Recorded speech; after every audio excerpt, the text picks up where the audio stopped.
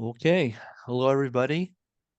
My name's Adam Krass, and with me today is Brian Friedlander, and we are going to be talking about artificial intelligence within the context of assistive technology.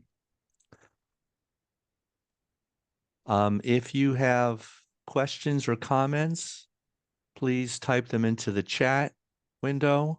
Tammy Kaminsky is our moderator for today, and Tammy will try to answer your questions. If she's unable to, Tammy, just feel free to break in and interrupt us, because chances are if one person has a question, there's probably someone else that has the same question. So, You and I got it. think we're a small enough group that we can do that. So, Adam, are they aware that we're actually avatars? Uh, well, in the spirit of AI, that would make sense, right? That would make sense. Tammy, should I run I'm gonna run captions. Okay. Testing. Let's see if our captions are working. There we go. Okay, as I mentioned, Brian and I are going to be talking about artificial intelligence and assistive technology. And we're very happy that all of you are here today and looking forward to talking about this developing and very interesting topic. And very much looking forward to hearing your input as well on this topic, because this is the kind of subject where no one can know everything about it. So please feel free to add to what we're talking about. This presentation is funded by a grant from the Assistive Technology Advocacy Center of Disability Rights, New Jersey. Thank you, ATAC. Here is the link to the shared Google Drive folder with a copy of today's Google Slides presentation. And the next assistive technology webinar that I'm going to be doing with SPAN is on Tuesday, March 19th. It's going to be a how to do an AT consideration, which is a lot like a informal assistive technology evaluation. So if you're interested in learning how to do AT consideration, please join us next month on the 19th at 12 noon. And the registration link got cut off, but it's on the bottom of the slide, which you should have access to on the shared Google Slides. You can also access past assistive technology webinars at SPAN's YouTube AT channel, and the link is below. A little bit about myself. I'm an assistive technology consultant, working with children and adults with disabilities. I provide evaluations, training, ongoing support, webinars, workshops, and modifications, customization. In person, I work in northern and central New Jersey and New York City, and anywhere else remotely. And I'm Brian, and just like Adam, I'm an assistive technology consultant. I have a background in school psychology, have worked in the schools as a school psychologist, and for the last 25 years, I've been a professor of education at St. Elizabeth University. I also do AT evaluations, consulting, training, work with both families and schools. Okay. I offer free 30-minute assistive technology consultations or sessions to anyone with a disability or family members or providers. This is remote only, so it's by phone, Zoom, Meet, FaceTime, etc. And if you'd like to set this up, please send me an email or give me a call, and we will schedule your 30-minute AT consultation. I just want to point out that a big part of assistive technology is trying it out. And if you are having trouble finding assistive technology to use, please consider contacting the Assistive Technology Lending Center. New Jersey's is housed at Advancing Opportunities, and here's the link. And every state in the country has an assistive technology lending center, usually associated with its Tech Act project. So if you're in another state and you don't know where your assistive technology lending center is, please send me an email and I will get that information for you. And for those who are new to assistive technology, just a little bit of background, it has two main aspects to it. One are the devices or the technologies that you can purchase or develop or modify. And the other part of assistive technology should always be the services. That includes evaluations, training, support, setup, purchase, modification, and customization. So if you're involved in getting a student or an individual with disability assistive technology, make sure the services are also being discussed and planned for. Another thing that's really helpful, and especially when you're talking about some very cool technology, which we're going to be talking about today, is you want to make sure that you're not you don't get seduced by the coolness of the technology. You have to make sure that the technology is a good fit with the individual. So make sure you're following the set framework so you're doing your thinking in the right order, starting with your student, understanding your student's strengths and challenges and interests and technologies that they've tried in the past. You're looking at the environment where the individual is having difficulty doing the task. You're defining the task specifically so that you really understand exactly what the student needs to do that task. And after you've done the step 1, 2, and 3, and only then should you start looking at potential technologies. So don't put the cart before the horse, and follow the set framework and look at the technology as the last step in the process, not the first. So first, I'd just like to get, before we jump into the meat of the presentation, I'd like to get a little bit of information about you. So if you could go to the Menti poll either at this link or follow the QR code and complete page 3, it would be really helpful to get a little bit more information about you. And then the rest of the Menti poll we could do at the end of the presentation. So I'm just going to show you the poll right now so we can see the numbers floating in. And by the way, this is all anonymous. So I'm not keeping track of anyone's name. But if you could go to the Menti poll, I'll show you the QR code again.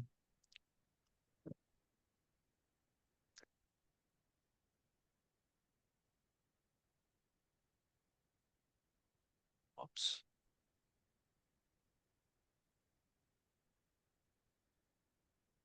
And if you could complete the page 3 on the Menti poll, it'd be greatly appreciated. Let's see what we got here.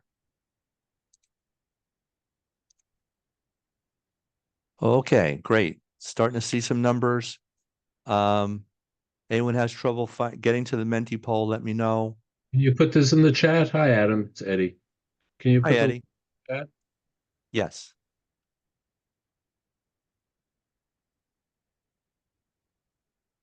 Okay.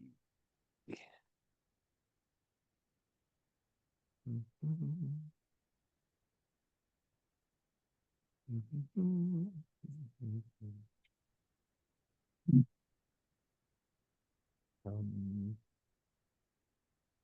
chat. Okay. Okay. All right, here's the link for the Menti poll. Thanks, Eddie.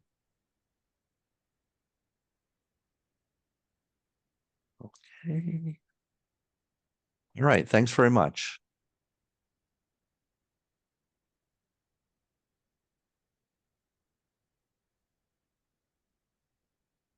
All right, so what we're going to be talking about today are 5 main areas. What is artificial intelligence? What are the different types of AI? How has AI been used in assistive technology traditionally or up until this point? What is new and different about generative AI? for example, ChatGPT? And how can generative AI be used as assistive technology? So first of all, what is assistive technology? What is, I'm going to do this a lot today, sorry. You're gonna do it right. Artificial Tongue-tied. intelligence. Tongue-tied. I think I need an AI assistant. Yeah. So I went to the source. I went to this great website, IBM. The link is here. And here's an excellent quote about what AI is. It leverages computers and machines to mimic the problem solving and decision making capabilities of the human mind. One of the best definitions I've seen. Early AI programs were often called expert systems because they tried to emulate the thinking of an expert, a computer system that can learn and improve its model. So AI systems typically feature some learning capability where they learn from their mistakes, which typically have to be corrected by a real human, but can be corrected other ways as well. Its exact method of improvement may or may not be discernible by the humans who built the system. This part is especially scary to me. Sometimes the people who developed an AI network don't really know the exact mechanisms within that system for the system learning. It kind of builds some of its own connections and networks, and in a way, it's doing its own AI on itself. So that's kind of interesting, but also kind of makes you worry sometimes. Yeah, because Um, it's going into like a black box, and you don't quite know what's happening inside that box, and that can be a exactly. little scary. Yeah. Yeah, yeah. And many people might not know this, but artificial intelligence has been around in one form or another for over 30 years. But it's not really until we've had the advent of ChatGPT in the last 2 years that it's really exploded in terms of use and also uh, awareness in the public domain. Different types of AI. Again, I went back to IBM, and they've come up with four main types of AI. Reactive machine AI. Examples are the IBM Deep Blue machine, which was a chess program. Mhm. If you have Netflix, the recommendations engine, that's also a type of AI, kind of the older type of AI. And then the next type is called limited memory AI, which includes generative AI like ChatGPT, virtual assistants and chatbots, which we see many times when you go on a website, a company's website, and you're looking for questions. Self-driving cars, another example of limited memory AI, and that's kind of our current level of technology in AI right now. Two other types are really theoretical and under development. One is the theory of mind AI,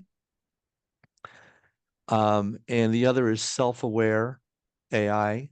These are both theoretical, and there's work on them, but there's, as far as I know, there are not any working versions of those two types of AI. But if I'm wrong, let me know. So how has AI been used in AT in the past? And a couple examples of that are voice recognition programs like Dragon Naturally Speaking, where it's using the AI to learn the way that you speak and learning how to understand and interpret the way that you speak your particular language. So that was AI supported. Um, for those who remember and still use Kurzweil 3000 or have ever used any kind of optical character recognition program to turn printed text, scanned printed text into actual computer selectable text, that also was an application of the older type of artificial intelligence. And many word prediction programs, including the one used in CoWriter, the actual engine that made the predictions, was another application of artificial intelligence, especially when you misspell the word, but it's close enough the part of co-writer that predicted what word you were trying to write was an application of artificial intelligence. What is new and different about generative AI? So first of all, it can compose text based on a query, which is a question or a prompt, and the data inputs it was trained with. This could be the entire internet, like ChatGPT, or it could be selected documents or websites. It can also create drawings and art based on a query and the data inputs it was trained with. For instance, DALL-E, which comes up with some pretty crazy pictures. Generative AI can also make stuff up. You've probably heard the term hallucinations applied to generative AI. So be careful and don't believe everything it creates. I'm sure you've heard the story of the lawyer who used ChatGPT to write a legal brief, and it had incorrect information, and he got in trouble because he didn't check the work. Generative AI can also create false information because a lot of the information that's on the internet is false. And this reminds me of a term I learned when I was in engineering school called GIGO, garbage in, garbage out. So be careful. There's a lot of untrue information in the internet. And for large language model programs like ChatGPT, it's kind of sucking up everything that's on the internet. And unfortunately, not all of it is factual or true or either or both. So you really should use a little bit of caution. Absolutely. The other thing too is a lot of them are also like we'll talk a little bit about Copilot. When you do a query and get information back, it will also give you now references. So it's a good idea to check those references as well to see if that information makes sense. Absolutely. That's a great strategy, Brian. All right, so I'm going to hand it over to Brian. We're going to talk about he's going to talk about some current examples of generative AI applications that can be applied as assistive technology. Thank you. So I was just at ATIA, and I've been using probably many of you mind mapping applications, concept mapping applications for many years. And this is a new one called AOA. We're not going to have time to play all the videos, but I embedded them in in this presentation. And for students that have trouble generating ideas, AOA actually embeds AI into the application. So, for example, if a student has trouble generating ideas, you can put your, type in the main topic that you want the mind map to be created around and click the AI button, and it will generate an idea with branches with different ideas. Or you can even copy and paste text on a particular subject area, and then it will break it apart and create a mind map for you. So for students that are looking for a robust tool to help them create, kind of generate ideas that then they can then turn it into an essay or a research project. This can be really helpful. With AOA, you can go from the mind map also to an outline and then use that as your organizational tool when you write. So going to go to the next slide. So, Whoops. yep, that's okay. So probably the mother of all kind of AI is Chat GPT. And again, you can use Chat GPT 3.5 for free. And you can query it, prompt it, and it'll provide you with some rich information. So I think students can use this to help them better understand information. I think one of the exciting things that all these technologies allow us to do is that we can really differentiate the content. So, for example, if you're learning about photosynthesis and you want to be able to understand it maybe at a different level, it's easy to say, please explain photosynthesis as if I were in middle school or high school or college.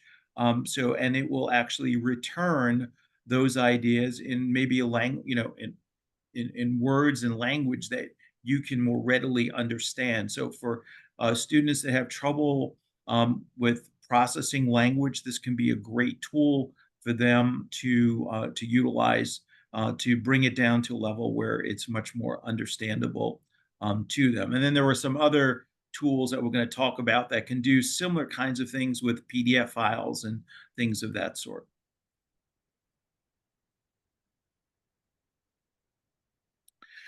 So Google just rebranded their version of sort of Chat GPT. It was called Bard, B-A-R-D.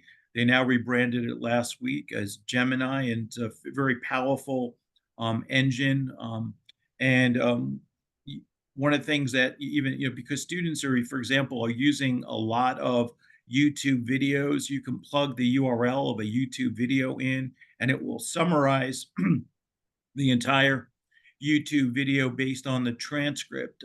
Again, allowing students to become a little bit more efficient at their learning.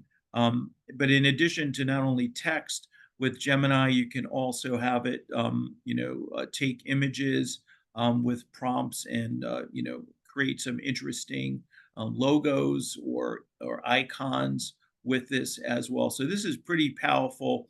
And what's happening too is that there probably always will be sort of a free version, but if you want the latest version, Gemini, Google will be charging, I think, somewhere in the area of $20 to $30 a month to have the latest engine, the Gemini engine, available.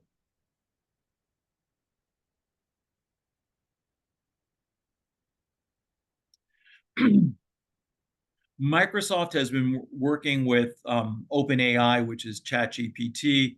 They've rebranded it to Copilot, and you have the arrow. That's the icon for Copilot. It's now integrated into Windows 11. It's now actually in the taskbar and is available in the Microsoft Edge browser.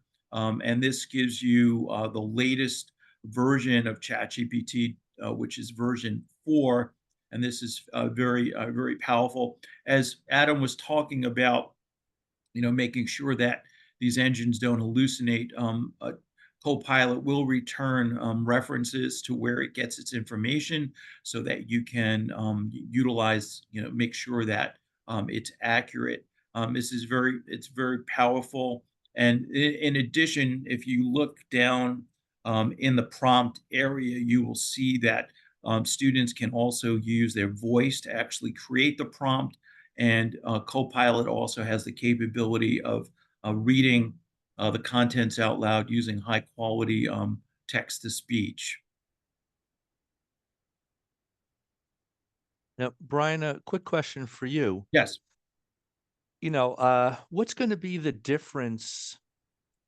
Like if I just did either with Copilot or with Gemini, Right. what's going to be the difference to the user if they're, just doing a regular Google search versus with Gemini, or a regular Edge search versus using Copilot? Yeah, I'm not sure you're gonna. It just depends how current. I'll say their database is. You know, I think it might depend on what it is that you're actually look the content of what you're looking up, but I don't think there should be that much difference. They're probably on par with each other, but I haven't, you know Gemini is new. I haven't worked with it as much, but I think, for the student looking to query, they should be about the same. But again, we don't know what's being put into that black box and how current it is. So if you use Copilot versus just ChatGPT, you're going to get more articles that are more current with Copilot because it's using ChatGPT 4. And the same thing, Gemini is using pretty current information as well. So if you have the option, use Gemini or Copilot now versus the OpenAI ChatGPT 3.5, so that you're using the most current database. Uh-huh. And if a student had trouble, actually writing an accurate prompt, or let's say a Google search Mhm. term, is that where Gemini would kind of interpret it, what they've written a little bit better? We'd have to, so can you give me an example, Adam, like what you're thinking? Well, let's say, a good example that is that's not so easy to come up with. Hold on to that. Or Hold on to if they put in a partial search when they left out some terms. I'm just trying to understand, let's say a student with writing challenges was or limited vocabulary difficulties was trying to do a Google search.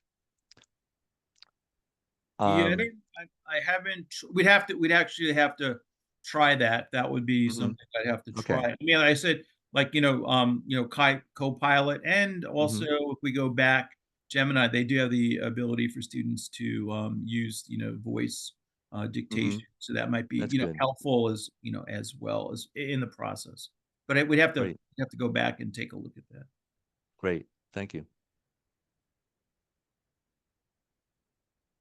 Okay, here's a tool that I actually learned about from one of my clients who's in college, and she's using her professors had suggested Humata AI as a tool to use within their classes, and the whole idea behind Humata is you feed it the articles that you want it to look at, so you get to control the inputs. Basically, you'll take an article that's in it works with PDFs. So if you have an article that's in PDF format, you upload it to Humata. You could also copy and paste text into it, and it will only use that piece of information for answering your questions or for summarizing it. And I just like to show, if it's okay with Brian, just a quick video on that. Go ahead. Yeah. Okay.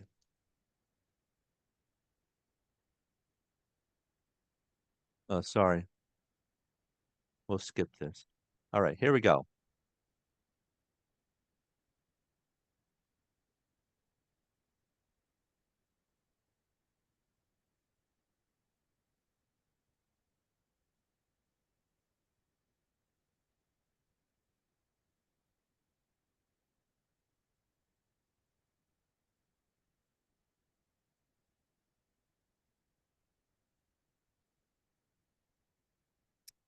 Adam, we can't hear the sound. Oh, sorry. Sorry about that. Yeah, maybe Okay. Should we try that again? try it one more time. Yeah. All right. Once you're in, simply drag and... Have you ever found yourself buried in a pile of research papers, desperately searching for answers? Well, what if I told you there's a revolutionary tool that can unravel the mysteries hidden within your files?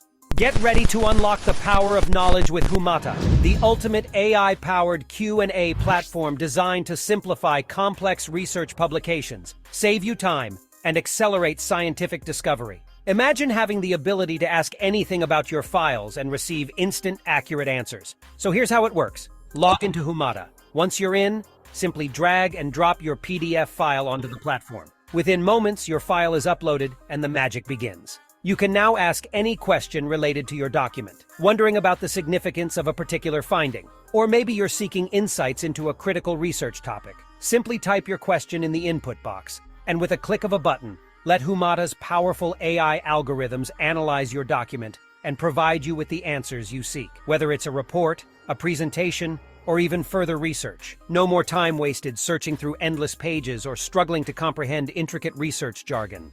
Discover latest AI tools with video demos. Visit aidemos.com. Okay, so that's Humata. So just a quick note. Today, Adobe announced that there will be integrating Hey everybody. AI So into. today I'm going to talk about Chat PDF again. In a previous video, I used this program, this interface with Chat GPT, which was called Chat PDF, which is about uploading a PDF to Adam, a could you website or to an get your interface side of the with video? Chat GPT, It's still which running. allows you to then question and interact with a specific document.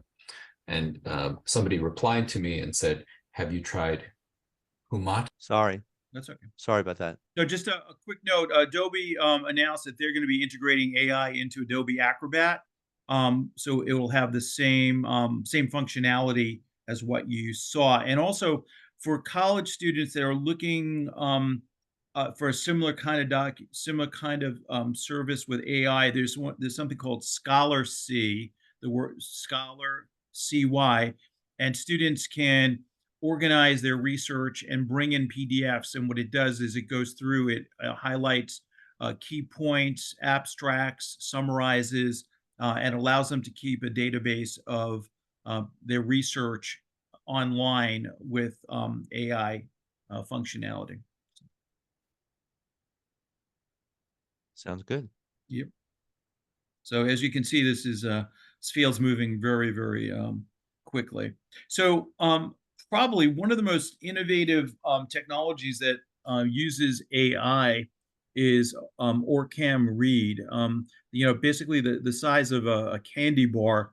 This tool can take a picture of a page and then read it within seconds of OCRing.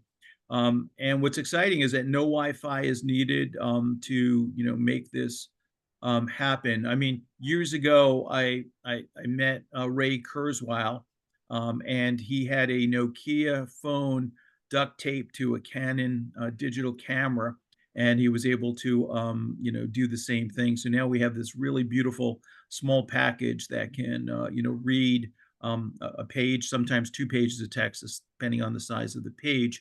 With this device. This device can also read computer screens, posters, things of that sort as well. It is an expensive technology, but it really is an elegant technology, truth be told. And Brian, aren't they adding additional features, Yeah, web-based features so to their newer versions? there's the OrCam Read 3, which you can physically connect on the OrCam to a computer, and when it scans, it brings the text over to a web-based application with text-to-speech, and then the ability to customize the text on the screen. And they're also developing, I think it's called OrCam Learn, which is kind of an instructional reading fluency tool that uses a similar format of the OrCam Read as well. Yes, so a lot of development there. Wait.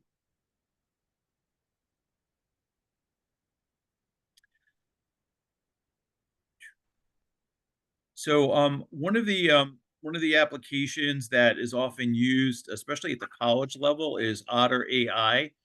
So this can be a tool that can be used to connect to your Zoom sessions or even classroom sessions. And what's exciting about this technology is that you will get a full transcript of the meeting. In addition, it will summarize the contents as well. And also arrange tasks if someone was talking about certain tasks in the lecture. So, and this is a program. A lot of colleges have campus-wide licenses. So if you have a student or you're considering going off to college, in the fall and looking for accommodations for note taking, you should definitely contact, disability services on campus, see if they offer a license, to students so that they can use this for note taking. So we're seeing a lot of AI being used in the note taking arena. Brian, Yes. can someone go out and get their own copy and license of Otter AI? In the United States of America, they can always do that. Yes. So I this mean, is without having to go through the college. yes, For yes. So okay. you can get they usually there's a monthly fee and then you can do annual as well. I think it's somewhere probably around $20 a month or for the service. But what's nice is it can integrate with Zoom or Google Meetup or Teams, depending upon what platform you want, so that you don't the integrations are there, so you don't have to manually turn it on. Otter AI will know that you have a Zoom meeting set up and will automatically begin to record the session. Great. I like that task list feature. That's cool. Yes. So this will be coming out shortly, and this is called Plod Note, and it's a really small digital audio recorder, very easy to use. And so what happens, the student goes in, um, presses that one button, it starts to record. After the lecture is over, you click that button, it saves the audio file on your Android or your iPhone, and then it's utilizing ChatGPT to provide the student with a complete transcript of the lecture. In addition to the complete transcript, it will also provide a summary and also a mind map of the lecture, kind of highlighting the key points. It's very small, very lightweight. Let me see if you can. Here it is. I'm holding it. You can see this is actually in a MagSafe case, so the student can actually attach this to their iPhone or Android phone with the magnet, right here. But it's very small, very powerful, and because it's using ChatGPT, the transcription is very, very good. I've used it with TED Talks. I've used it YouTube, and also recording the news. So how much is it? I believe it's going to be somewhere under $200. I think about $169. The other thing too, the other trend that you'll see is that oftentimes this company will give you a certain number of hours to start, but then you will have to pay for basically a subscription to ChatGPT in order to in order to utilize the complete service. So I believe they give you 600 hours to start, and then you can purchase as you go. Brian, do you Yes. think Plod Note will ever move to like an app-based application? So you don't have to. Probably not. The other thing too is that it actually uses AI for noise cancellation. And the other thing too is that those of us that work with students around these technologies, you look at their computer, you look at their phone, and they usually 20%, 10%. And so what this does is it kind of you're not wearing down the battery, and these Right. and this can hold, a tremendous, I think it's 64 gigabytes of storage. So this can, store like, maybe 600 hours on here, Mm-hmm. which is nice. So I don't think there are other applications that don't require additional hardware, which I'm going to talk about coming up. Thanks. So this is another tool, and they went by Note Express. This is actually a Canadian company. They just have an app, and students can come in and just click record. It does the audio recording and provides a full transcript of the lecture. And it also has an interesting tool. It allows students to using AI, there's a study assistant. So what it will do is it will generate questions based on the lecture and test the student's knowledge of the contents. So this again, Nice. another kind of interesting tool. They will be adding summarization. So you can use this on a Mac, Windows, and then they have apps for iPhone and Android as well. And most of these are all web-based. So they all synchronize. So if you recorded something on your Mac and then you went to your iPhone, everything would be integrated. And it also does a really nice job using ChatGPT for the full transcript. For students that even want a higher level or of notes organized, they do have a premium service where actually individuals or people are taking a look at the notes and organizing them and crafting them for you based on the transcript. But that's an additional service. And then, like I'd say, most of these I think run about, again, anywhere from $15 to $20 a month. And then generally, if you sign an annual contract, they go down a bit, as well. Are there any questions? So this is what Pigeon Messenger looks like. So on the left-hand side is the transcript. You can see the timing of it. Students can re-listen to the lecture, in the lecturer's voice. They can also type personal notes in the middle pane that's shown, and then you also have the right pane is sort of more the AI, where you have the quiz and test preparation. Question, Brian. Yes. Um, could you use this in real time during the lecture? So in other words, you see the So transcript on the left and you're so typing in the middle? this one, can you? No, I don't think you can. I don't think this one is. I don't think. Oh, let me see something. I don't think this one is real time. Let me just see. I have it on my phone. Let's see if I do record. Yeah, this one is not real time. There's another one there. Actually, I kind of I skipped it, but there's one called Captioned that does that in real time, so that it will actually show the text as if it was almost closed captioning. And Right. also, Glean will also do that. They Mhm. just added closed captioning so you can see the text in real time, and then there is the ability to convert that to a transcript after the lecture. But Uh-huh. Glean now has closed captioning. Okay. Thank you. Sorry for all these questions, Good Brian. question. That's good. Can I just ask a question while you're Yeah. on this? As far as the schools, do all schools accept these types of applications, or do you need to look in your guidelines based on the school to see if these are allowed?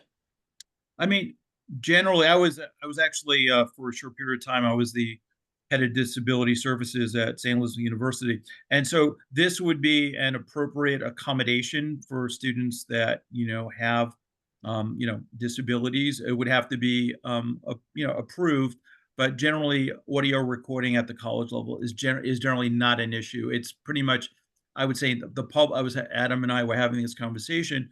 The in the public schools, audio recordings has been an issue, but at the college level, no. And as a matter of fact, like I said, a lot of colleges, they have licenses for Otter or Glean that they then, utilize with the students that need note-taking accommodations.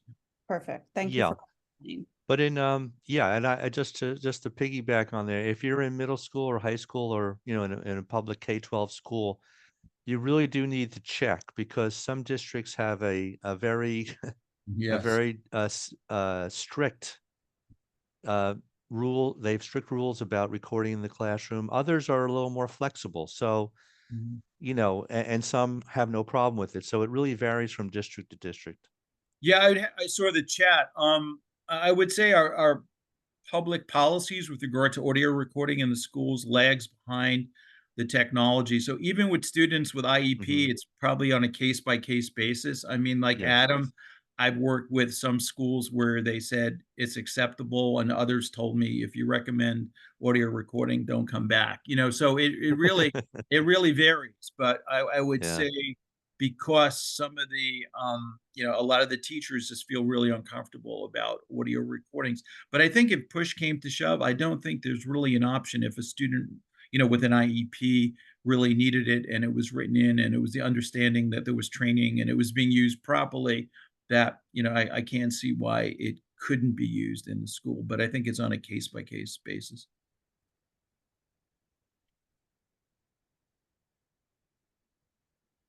Slide. Yep. So this is WordTune, and pretty much what you're going to see a lot of these kinds of services.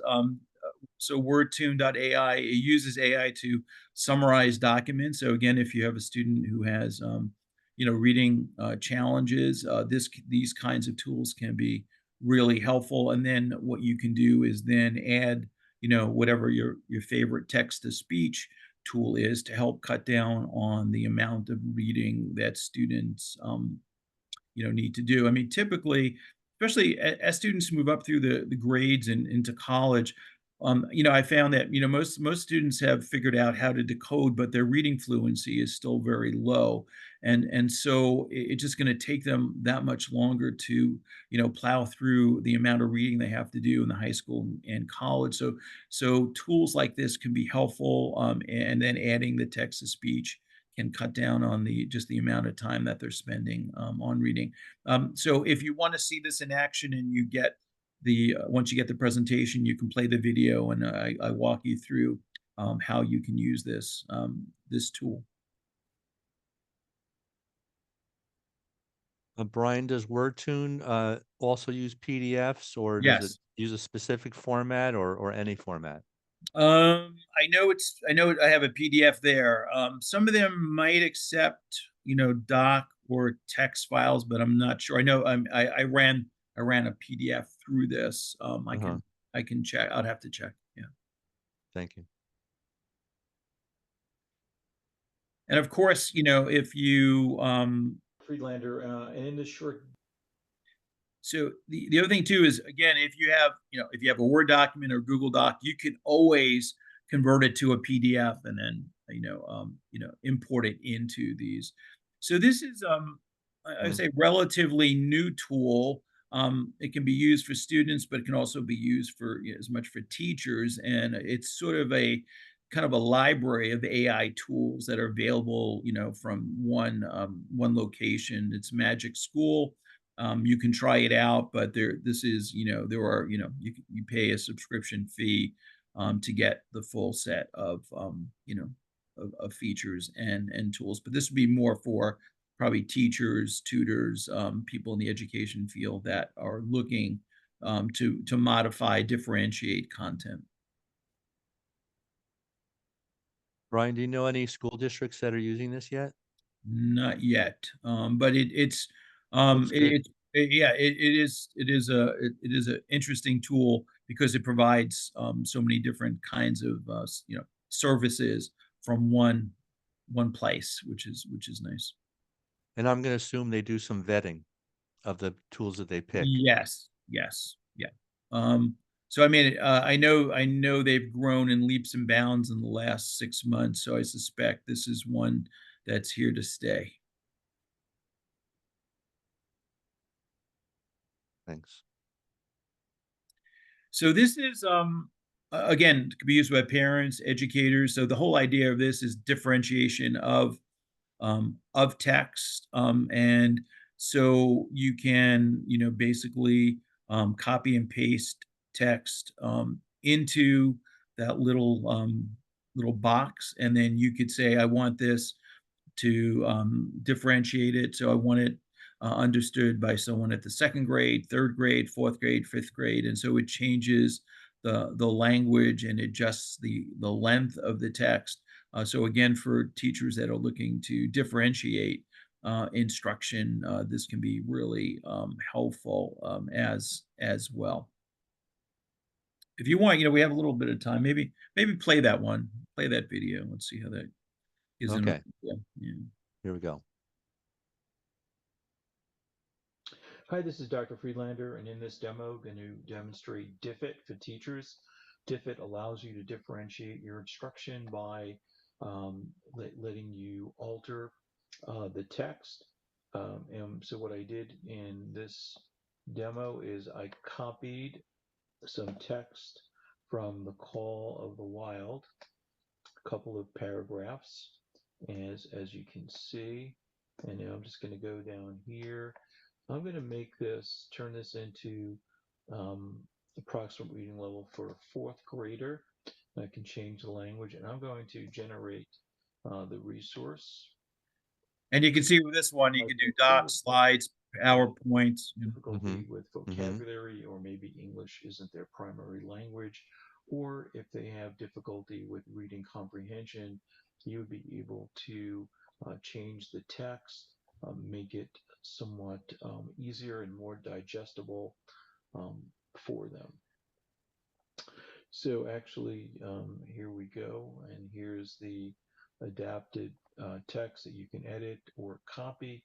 And as you can see here, you can generate a free account. It also gives you a summary as well as vocabulary words. So this can be a really helpful. Um, Let me just sign in so you can see that.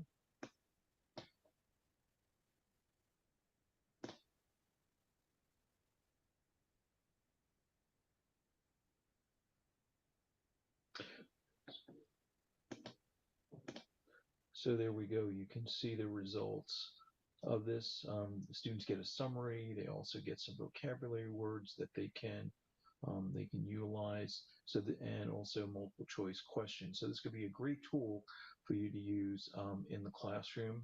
And you can see that you can have premium versions until March 17th. So check it out and let me know what you think. So that gives you an idea. You can also put URLs in there, PDF files. So again, if you're again as a teacher, if you're looking to differentiate, this could be a great tool. Or if you're a student that needs to be able to understand information at a little bit different level, you have that capability as well. Now, Brian, did it create the storyboard too? Yes, it did. Oh, wow. Yeah, so you get the visual as well. Yeah, I know. That's really Yeah, nice. so it's kind of cool. It is. It is and again, we've been talking about differentiation of content for many years now. It's Wow. it's very it's easy to do, and again, it could be something really powerful for teachers that are making accommodations for students. Yeah.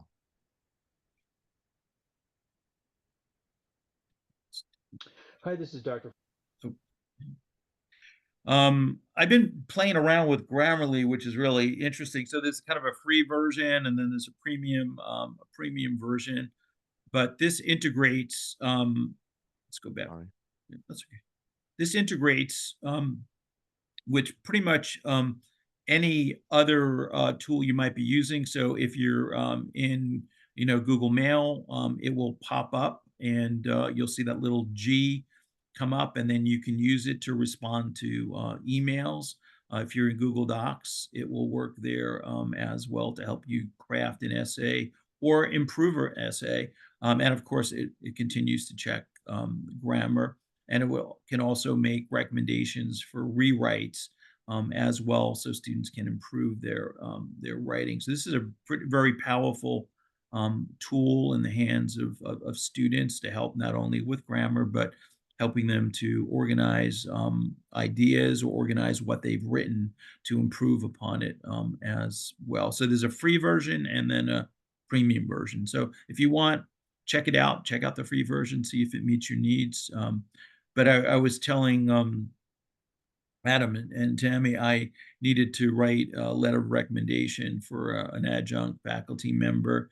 And I put in the prompt, that she was a learning consultant and a special ed adjunct at the university, and the letter of recommendation that it wrote was just unbelievable. Saved me about an hour's worth of time.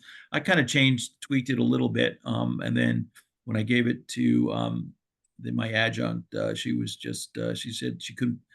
She thanked me so much for writing such a beautiful letter. So, I mean, again, with some tweaking, it did a great job, and it saved me a lot of time.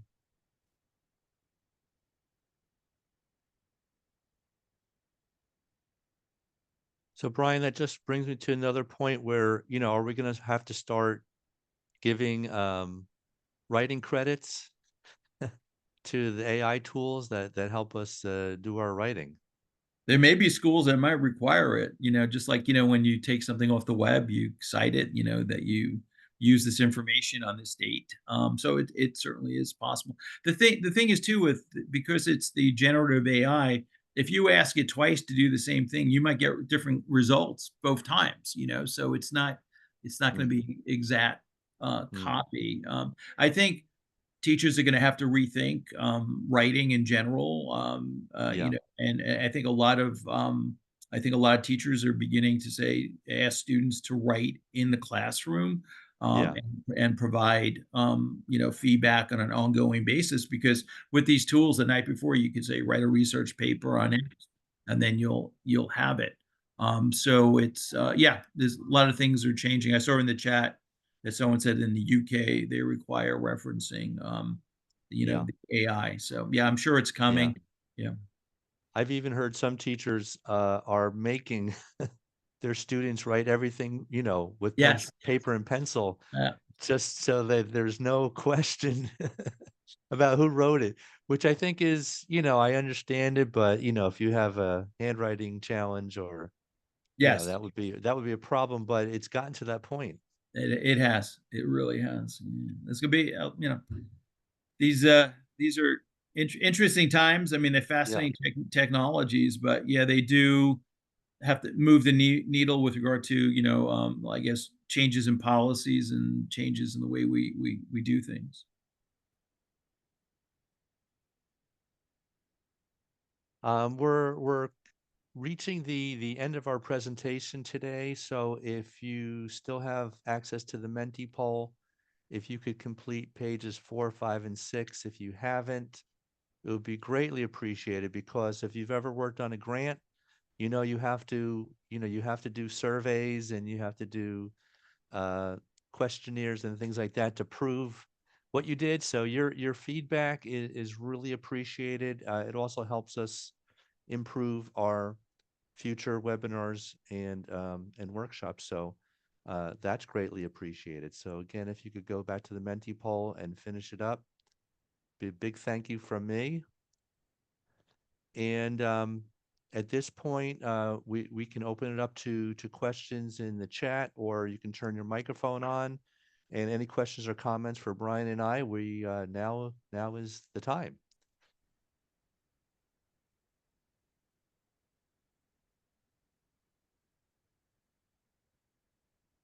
And I'm going to stop sharing and look at the chat.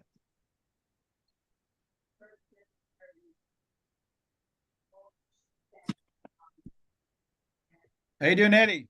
Hi, Brian. Hi, Adam. Hey, Eddie, how's it going? Okay, I'm a little bit outside the educational frame, but the big real application that we're seeing is in the quality of our synthetic voices. There was an article in the Wall Street Journal yesterday, I don't know if you caught it, about kids who have died by gun violence, uh, having their voices AI cloned, and advocates for them, parents, sort of having them speak Wow. their wishes or desires, sort of bringing them to a virtual life in some way by using the high quality AI voice. So, that's the real application. We have not seen it as much in the writing, the word prediction. I see the tools are a little bit young, sort of the tools that were already kind of smart are getting a little smarter. That's what it sounds like, but it sounds like there's a maturity gap here, yet. Yeah.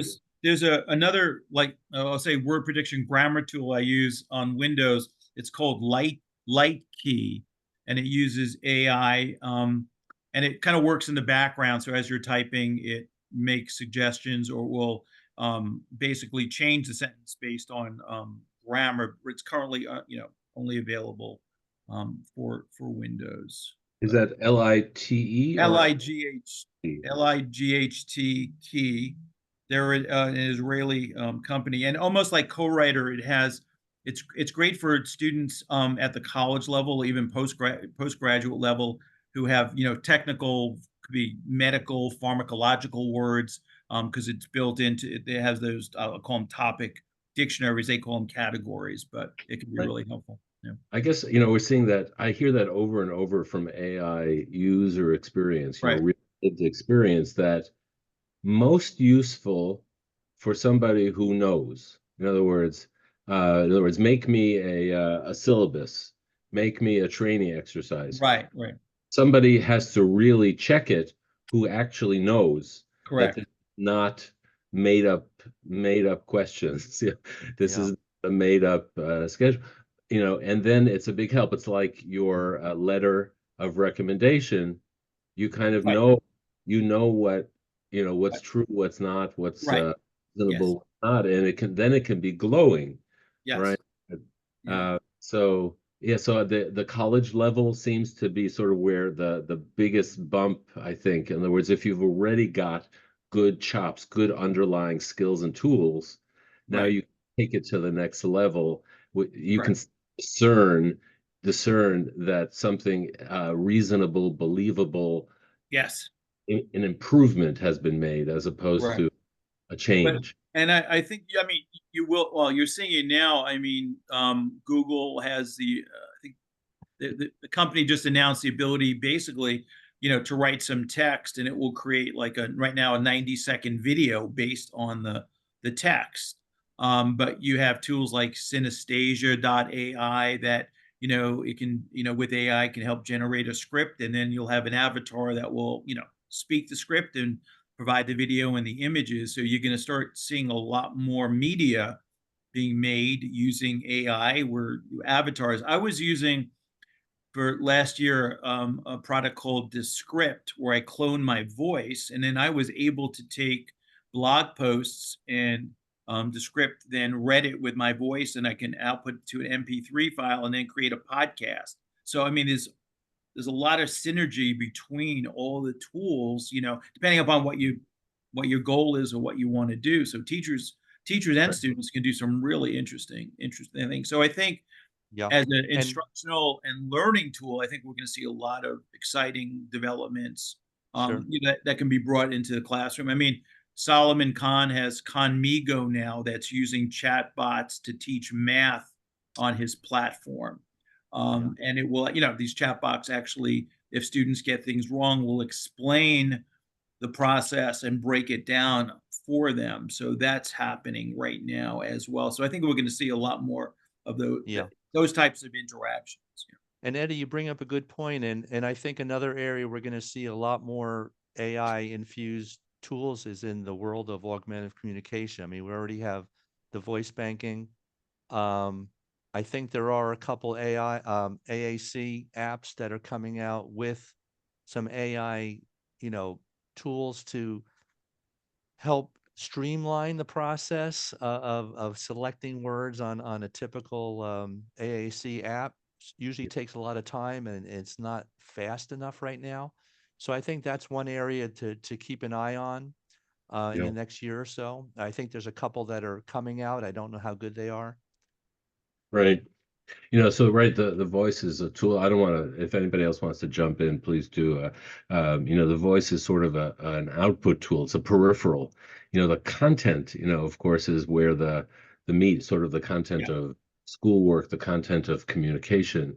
But it is interesting that, when you're working with augmentative communicators and you sort of, I know it's pretty obvious what they want, right? That kind of the AI hoping to fill that gap of observing that, the intention seems to be leftward and you seem to be dancing around it.